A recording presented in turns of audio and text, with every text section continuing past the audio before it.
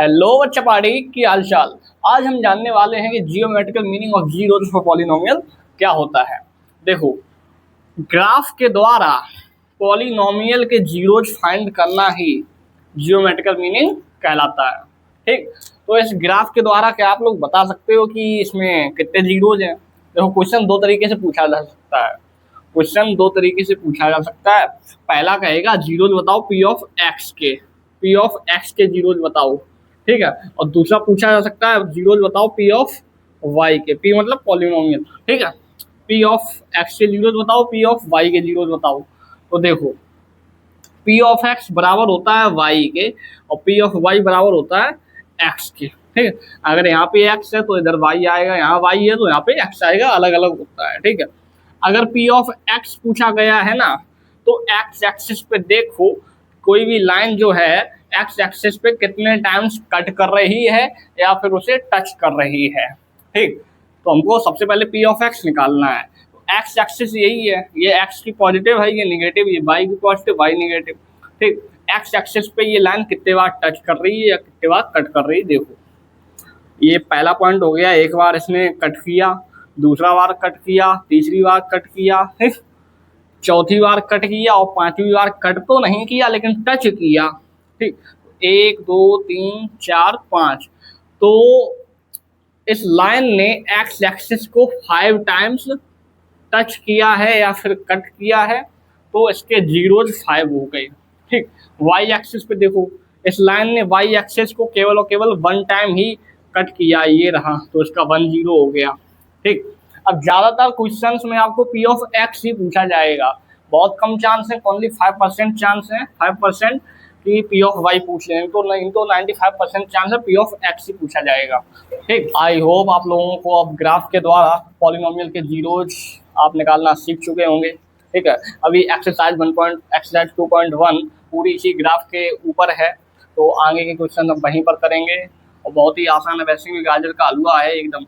P of x निकालना है ना, मतलब एक्स एक्सिस पे देखो कितनी बार टच किया, पी ऑफ वाई निकालना है तो वाई एक्सिस देखो कितनी बार टच किया। ठीक है, तो ये हो गया। ठीक, बहुत ही ज़्यादा आसान है, ये नंबर ऑफ जीरोज है। ठीक, अब देखो आपको एक इंपॉर्टेंट पॉइंट बता दूँ। इंपॉर्टेंट पॉइंट क्या कहता है, अगर कोई भी ग्राफ में वाई एक्सिस पर अगर कोई भी लाइन 2 बार टच कर दे, 2 बार कट कर दे उसको, कोई भी लाइन अगर वाई एक्सिस को 2 बार कट कर दे ना, तो वो पॉलिनोमियल नहीं होता है, तो वो पॉलिनोमियल होगा ही नहीं।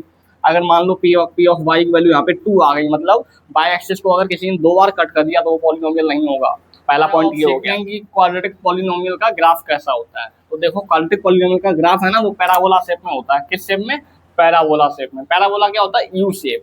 यू शेप सीधा भी हो सकता है यू, या फिर ऐसा यू। ठीक है, यू को उल्टा भी बना सकते हैं। तो देखो, क्वाड्रेटिक पॉलिनोमियल 3 केसेस होते हैं, 3 केसेस। ये रहा फर्स्ट केस। ये कौन सा केस है? First case. फर्स्ट केस में क्या है ना, पैराबोला बनाओ और किसी भी लाइन से टच नहीं होना चाहिए, एक्सिस से टच नहीं होना चाहिए। ठीक है, या तो ऊपर बना लो या फिर नीचे बना लो। ठीक है, दूसरे केस में टच हो जाता है, ये सेकंड केस। कौन सा case? Second case. Second case में पैराबोला एक्सिस से टच हो जाता है। ठीक है, थर्ड केस में क्या होता है, पैराबोला एक्स 2 बार टच होता है, यहाँ पर 0 बार टच होता है, एक भी बार टच नहीं होता। यहाँ पर 1 टाइम टच होता है, यहाँ पे 2 टाइम्स टच होता है।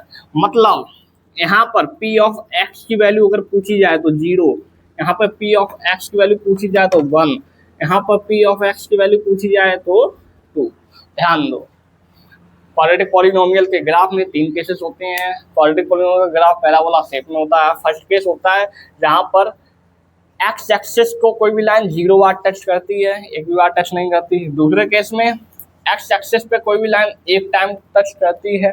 तीसरे केस में एक्स एक्सिस को कोई भी लाइन 2 टाइम्स टच करती है। ठीक है, तो ये तो हो गए क्वाड्रेटिक पॉलिनोमियल के ग्राफ। ठीक है, अब आओ आगे चलते हैं और सीखते हैं एक नए टॉपिक को। अब आ जाओ एक नए टॉपिक को पढ़ते हैं, relation between zeros and coefficient of a polynomial. एक रिश्ता आया है और रिश्ता क्या कहता है, जीरोज और कोएफिशिएंट ऑफ ए पॉलिनोमियल के बीच में क्या रिश्ता है। जीरोज हम जानते हैं, क्या जीरोज होते हैं? वेरिएबल की एक ऐसी वैल्यू जो पॉलिनोमियल को 0 के इक्वल कर दे, वो होता है जीरोज। क्वाड्रेटिक पॉलिनोमियल की स्टैंडर्ड फॉर्म क्या होती है? देखो स्टैंडर्ड फॉर्म, क्वाड्रेटिक पॉलिनोमियल की स्टैंडर्ड फॉर्म क्या होती है,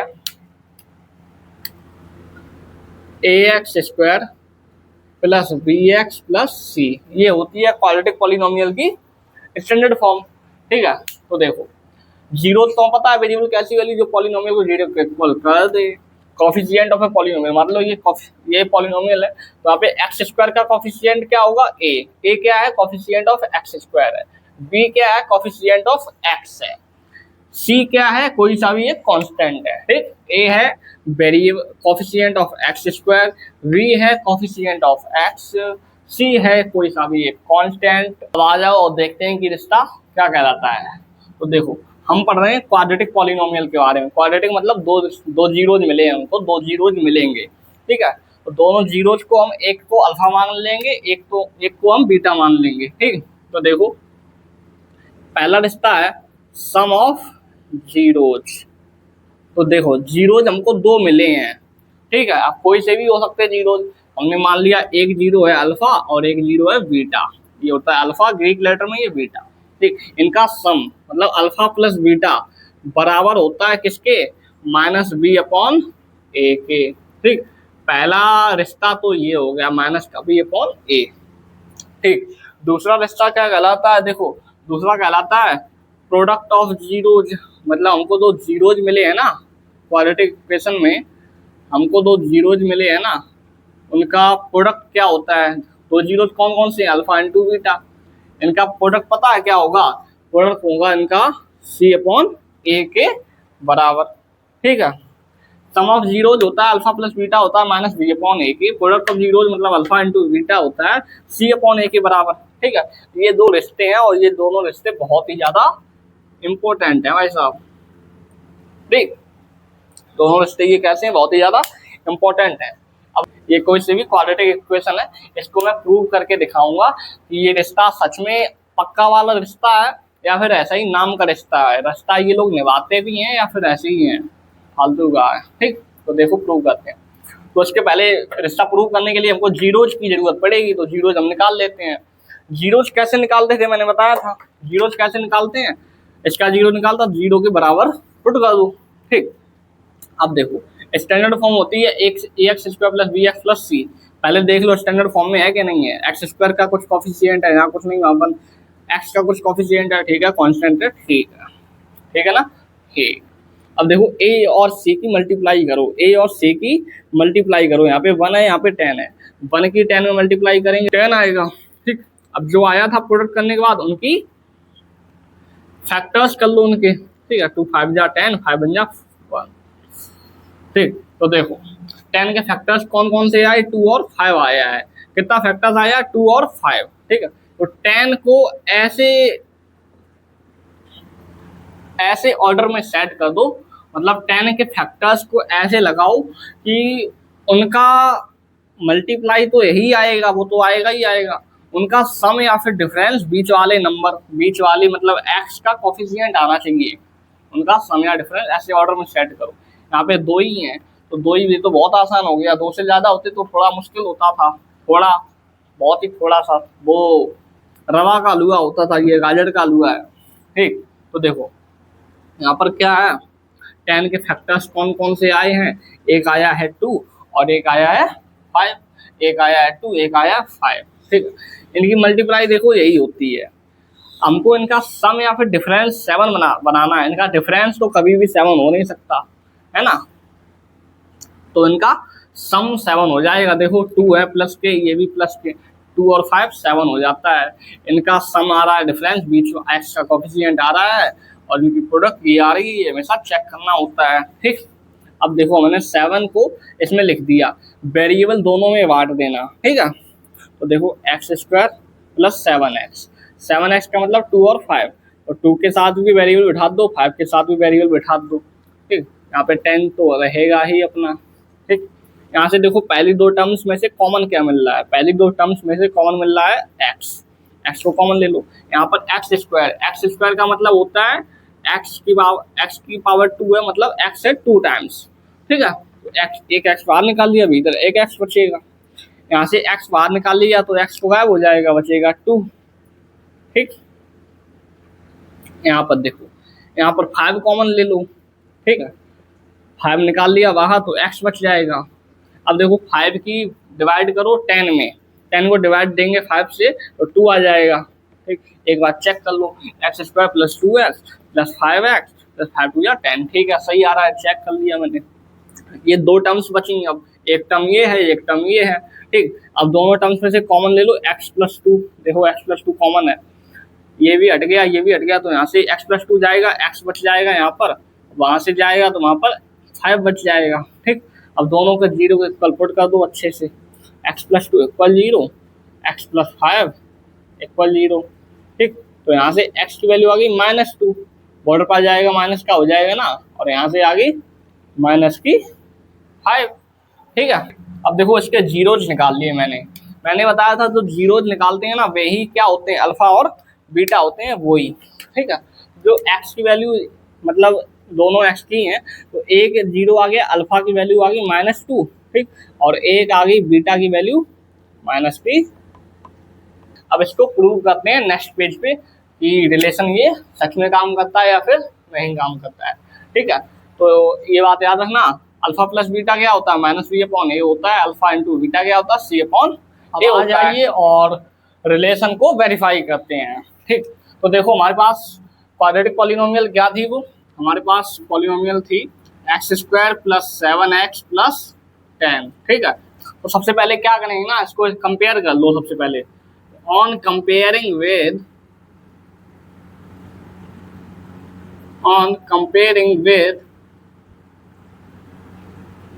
standard form of quadratic equation, standard form of